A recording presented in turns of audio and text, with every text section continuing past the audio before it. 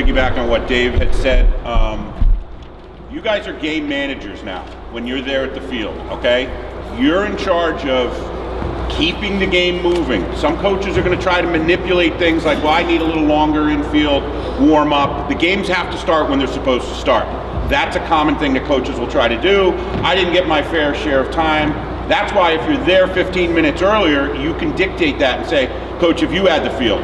Coach, if you had the field. Make sure one coach isn't taking all that time and move them along. In between innings, you got to move these coaches along. A lot of the coaches like you are new.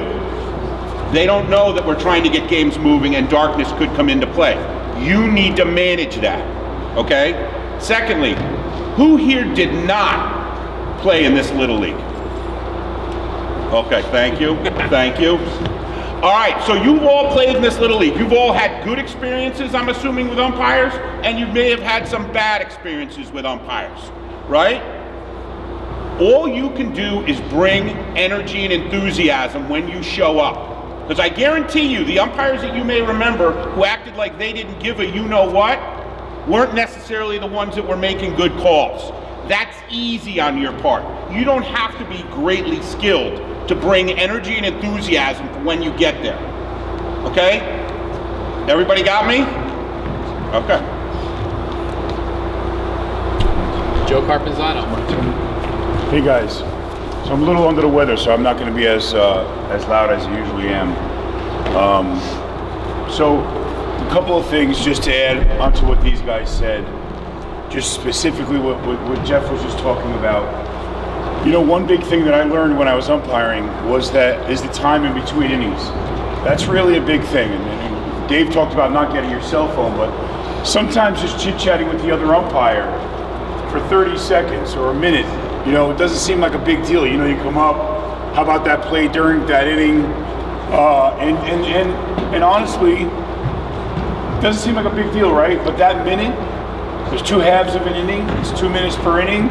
There's 6 innings, it's 12-minute game. That's 12 extra minutes just because you were BSing with the other umpire or with the parent or with the coach. You know, when 2 umpires are doing the field, when the inning's over, the field guy go out, hang out behind first base.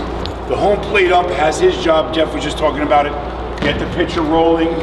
If the pitcher's not ready to go, you got to make sure, hey coach, if you notice the catcher just came off third base or just struck out, coach, somebody's got to dress that catcher.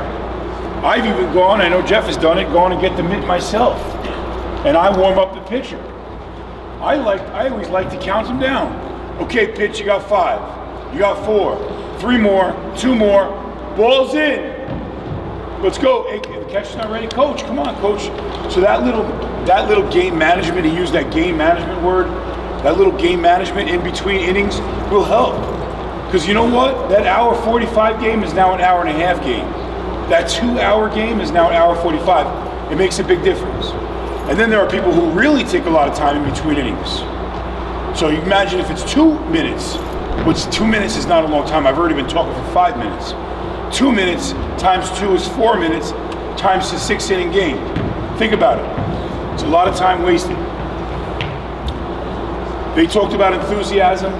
That's the biggest thing that you guys can do.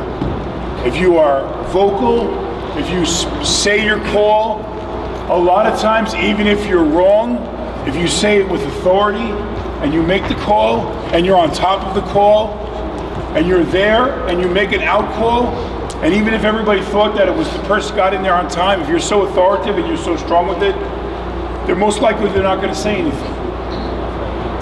So being loud, making your balls and strikes, we're going to talk about that when everybody comes out here. How many people have never been to this umpire training before, ever before? All right, so there's a few, okay? So, you know, we're going to come, everybody else, we come out here, we line up on the line.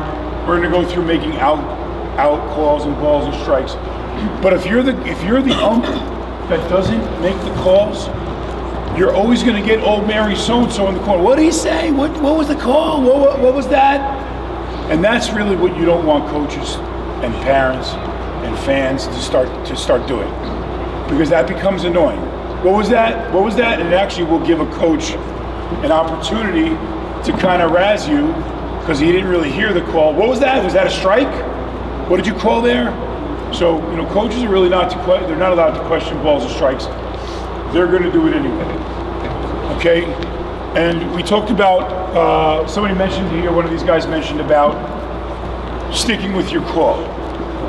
There are instances that you're going to make a call and a coach is going to question it. We tell the coaches, don't go crazy, call timeout, come out and talk to the umpire. If you think a mistake was made, come out and explain your case to the umpire, and the umpire can go to, that's why we have rule books, which you have to bring with you. That's why we have local rules, which you have to bring with you. And it's okay to make a mistake.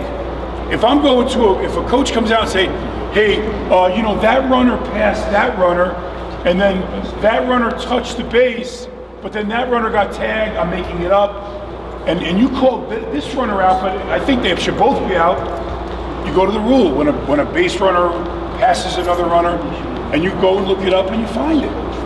It could be something that's in the rules. My point is, don't be so upset that a coach comes out to question your call. Now, are they allowed to come out and question balls and strikes? No. Outs, fair or foul? No. But if we're talking about a specific rule, we encourage the coaches, rather than scream from the sideline, you blew it, Blue, you made a mistake, Blue, rather than that, we want them to come out and ask. Now, we don't want to delay the game. Can I just interject? Yeah. The rules, the local rules, everybody needs to take rule books on the way out. The local rules are in the coaches' scorebooks. Because you don't have to print those out. There's only on the website. That's how you're going to check it for the test. They're in there. If they question a rule, tell them to get their scorebook and let's look at the rule. And there's certain things in there that are easy. Not in softball. No. It should be in softball. In baseball. But things like pitch counts. Some of these things are in time. Do we play extra innings? It's in at least for baseball. It's in the scorebook. Just check it. There's no need to argue about it. Just check it. Right, and it's also in a timely manner, right? Like you look through the rule, you can't find it. Okay, that's it, coach. Like Dave said, okay, we're moving on. That was my call. A very good thing to do is I didn't see it. You get a guy who's totally irate. I had in the very first game of a travel game, when my son was 12, we went to Armonk. We got there, we're on the field for literally 30 seconds where the away team, so we're at bat, and I forget what happened. It was something that happened almost instantly, and I said, Blue! And he goes, Coach, I didn't see it. What more can I say at that point? Like literally, he shut me down. And if I said something again, Coach, I didn't see it. And next word out of you, you're out of here. I was on the field for 30 seconds. And my point is that I'm not telling you to use that as a reason, but literally, you cannot make a call on something you didn't see. A lot of times, coaches will want you to do that. And you're going to get whatever comments. You have to be strong, as Jeff mentioned. You have to run the game in a timely manner, as Dave mentioned, and you have to call your game. You have to make your calls, and you have to make them strong. And then it's time to move on. If something happens, coaches take their team like they're their own children. When I coached my team, every one of those kids, they were like my own children. I wanted to defend them. I wanted to be there for them. I didn't want them to get ripped off on something on the field. You guys are going to be having dinner at the coaches of the night before. You're going to be having dinner in their house because you're going to be with their older brother or sister hanging out. And then now suddenly you show up at the field the next day and that guy who just served you dinner the night before is the coach of one of the teams. It's going to happen. Or it's a kid that you've known, a family you've known your whole life. You've gone to vacations with them. You have to call the game. I say this to coaches as well. You have the ability to escalate or de-escalate every situation you come across.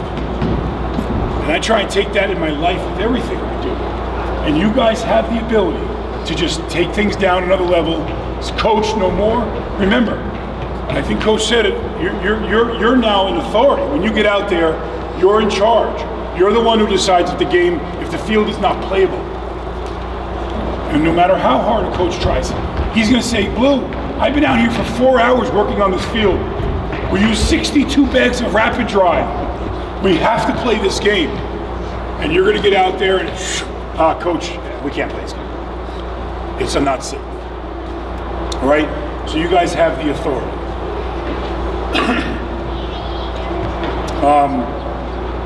I think it's important to recognize situations kind of before they happen, right? You see a coach gets out on the field and he's a little intense, he's warming up his team. Jeff talked about that a minute ago. Get the meeting before the coaches. Hey guys, this is the deal. These are the boundaries on each field. There's no throwing the bats. Please make your players take their jewelry off. Your pre-game conference, which we'll talk about more in our last get-together. Okay? But you kind of set the stage there. If you come out on the field like this, and coach, everybody ready? Okay. What are they going to think? They're going to I'm going to crush this kid, even if that's not even their intention, you know. And so always try to be as fair as you can, be consistent as you can. Don't change your strike zone because suddenly the game is 15-0. If you do change it, like open the strike zone because you're never going to get out of there, you got to do it for both teams. You can't make it the team that's winning, suddenly their strike zone is like this, and the team that's losing, their strike zone is like this. You know, you just can't do that. Be consistent. If you want to open the strike zone a little bit, and we're going to talk about that when we come out here, fine. Open the strike zone a little bit, but do it for both teams. Stay consistent, regardless of the score. Anything else? I just want to reiterate something too, because it comes into play and it still happens to this day with me. You're going to have coaches that are going to want, in a roundabout way, to ask about balls and strikes.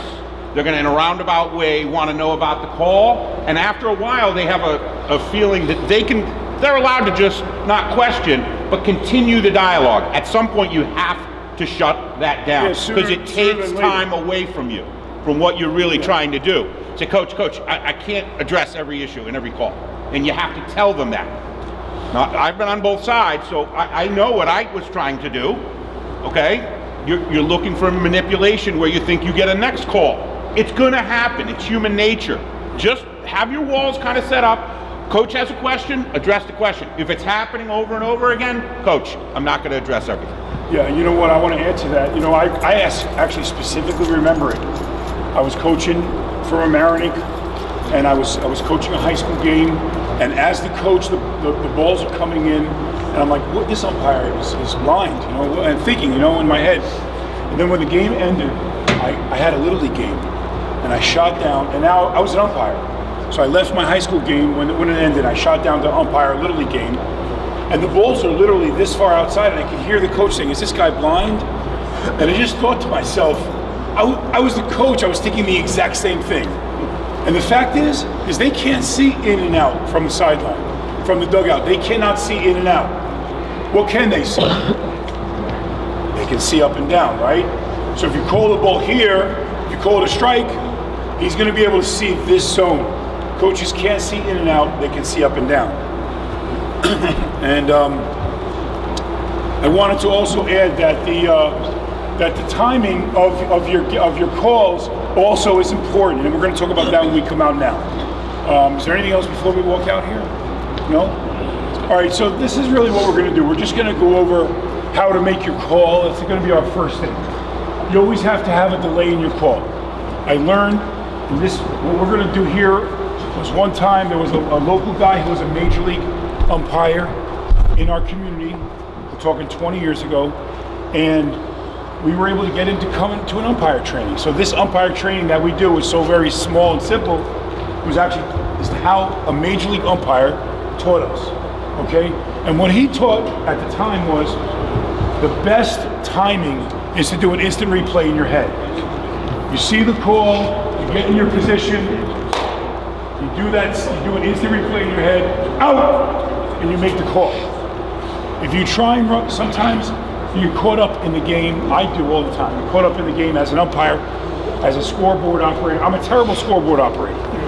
I really am, because I get so into the game that I forget, oh man, I was supposed to add those runs, or kid makes a great diving play, everybody's cheering, including me, and then all of a sudden I'm like, oh, I forgot to put that out on there. Don't get caught up in the game.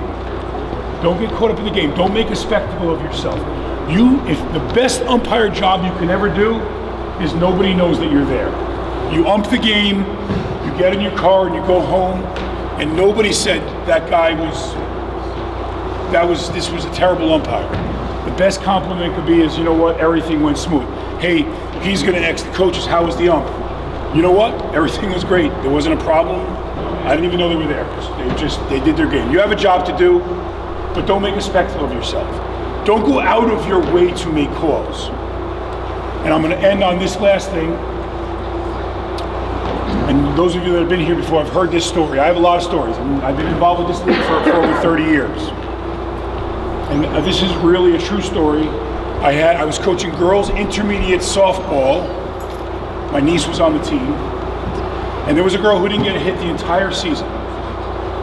And the last inning of our playoff game, it was the sixth inning or fifth inning or something, and somehow, some way, she made contact with the ball. She literally never even fouled the ball off the whole season. Somehow she made contact with the ball. It trickled towards second base. The shortstop and second base went over there to make a play. She's running down first. Everybody's going crazy. The shortstop bobbles it, picks up the ball, throws to first, and she's safe at first. It's her first hit, maybe of her life, right? Everybody's going crazy. Her mother's crying. And the umpire says, safe, but she's out because she was wearing a watch. It's a true story. Now that sounds ridiculous, but it actually happened. That's an umpire making a spectacle of himself. He's putting himself in the game. If you do everything you can not to call kids out for that type of stuff. You see a kid with a watch, you tell him take it off. And if he comes out in the third inning with that watch again, time, coach, he's got to take the watch off. If he wears the watch, and you pull the coach aside, it's almost like he thinks you're doing him a favor because you didn't call the kid out for wearing a watch. Throwing the bat is a big one. We don't want kids throwing the bat. If you see a kid throw the bat, you warn him. If the kid throws the bat a second time, I would be hard pressed unless he hurts somebody to call that kid out. What I do is, while the kid's at first base, I pick that bat up and I bring it over to the coach in the dugout and I say, Coach, did it again. Please, the next time he's going to be out, I'm not giving you another warning. So you're basically, the coach says, oh, thanks, Blue. Suddenly it's thanks, Blue. Another situation, and this will be the last one before we stand up. Majors Plus game, first game of the year, first pitcher on the mound. This is a true story. Kid throws a pitch, first pitch, the umpire jumps up screaming, he threw a curveball. True story. Now, this is a kid who's 11 years old in Majors Plus. He's shaking in his boots. First game of the year. It's April. It's freezing. I mean, he's got a quirky motion. He gets the start for our team, and the umpire says he threw a curveball. Guys, most of these kids are not throwing curveballs. If they are, there are specific methods and things that you can see that the kid's throwing a curveball. At least see a couple pitches. There is no little leaguer in the world that's going to throw a curveball on the first pitch of the season.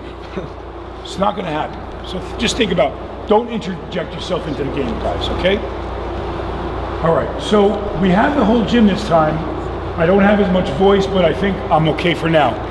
What I'd like to do is line everybody up. Let's get on the black line on one of the orange. So let's get 2 or 3 people on each orange line, going all the way across facing this way. Come on down, don't be embarrassed.